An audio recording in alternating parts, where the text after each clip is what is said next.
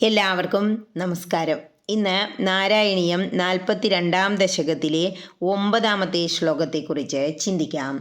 ഹരേ നാരായണ അയേ സുതം ദേഹി ജഗത്പതേ കൃപാതരംഗപാദാത് പരിപാദമദ്യമേ ഇതി സ്മ സംഗൃഹ്യ പിതാ ത്വദംഗകം മുഹുർമുഹു ശ്ലിഷ്യതി ജാതകണ്ഡക. ഇനി ഈ ശ്ലോകത്തിലെ ഓരോ വാക്കുകളുടെയും അർത്ഥത്തെക്കുറിച്ച് ചിന്തിക്കാം. അയേ എന്നാൽ ഹാവൂ, ആശ്വാസം കൊണ്ട് പറയാണ്. സുതം എന്നാൽ കുഞ്ഞിനെ. ദേഹി ഒന്നിങ്ങട് തരൂ എന്ന് പറയാണ് നന്ദഗോപർ യശോദാമ്മയോട്. ജഗത്പതേ ഭഗവാന്റെ.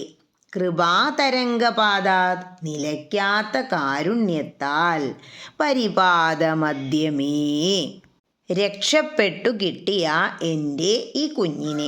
ഇതി ഇങ്ങനെ. സംഗൃഹ്യ പിതാ പറഞ്ഞുകൊണ്ട് അമ്മയുടെ കയ്യിൽ നിന്ന് കണ്ണനെ പിടിച്ചു വാങ്ങി നന്ദഗോപർ. കാരണം ഇങ്ങനെ കുട്ടിക്കൊക്കെ വല്ല ആപത്തും പിണയുന്ന സമയത്ത് അമ്മമാരൊരിക്കലും കുഞ്ഞിനെ വേറെ ആർക്കും കൊടുക്കില്ല. അതുകൊണ്ടാണ് നന്ദഗോപർക്ക് പിടിച്ചു വാങ്ങേണ്ടി വന്നത്. ത്വദംഗകം ജാതകണ്ഡക.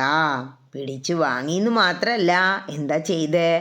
അങ്ങയുടെ ആ പിഞ്ചു തിരുമേനി മുഹുർമുഹു ശ്ലിഷ്യതി സ്മ പിന്നെയും പിന്നെയും കെട്ടിപ്പിടിച്ച് നിർവൃതി അടഞ്ഞു. ഇവിടെ ജാതകണ്ഡക എന്ന് പറയാൻ എന്താ കാരണം എന്നോ?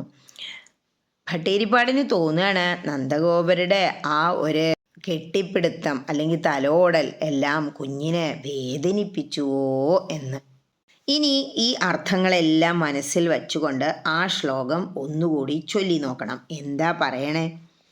ജഗന്നിയന്താവ് ചൊരിഞ്ഞ കൃപയാൽ സംരക്ഷിതനായ എൻ്റെ മകനെ ഇങ്ങോട്ട് തന്നാലും എന്ന് ആനന്ദ പാരവശ്യത്താൽ മൊഴിഞ്ഞുകൊണ്ട് അങ്ങയുടെ പിതാവ് അങ്ങയെ രോമാഞ്ചത്തോടുകൂടി കൈകളിലെടുക്കുകയും വീണ്ടും വീണ്ടും ആശ്ലേഷിച്ച് നിർവൃതി അടയുകയും ചെയ്തു. കാരണം നഷ്ടപ്പെട്ടു എന്ന് തോന്നി ആ ശകടം പൊട്ടി വീഴുന്ന ശബ്ദമെല്ലാം കേട്ട് വന്ന് നോക്കിയപ്പോൾ അവിടെ നിന്നും ഉയർത്തെഴുന്നേറ്റ പോലെ കണ്ണൻ ചിരിച്ചുകൊണ്ട് വന്ന് യശോദാമ്മയുടെ ഒക്കത്തിരിക്കുകയാണ്. പരിഭ്രാന്തി പൂണ്ട് എല്ലാവരും നാലുപാടും ഓടിക്കൂടിയിട്ടുണ്ട്.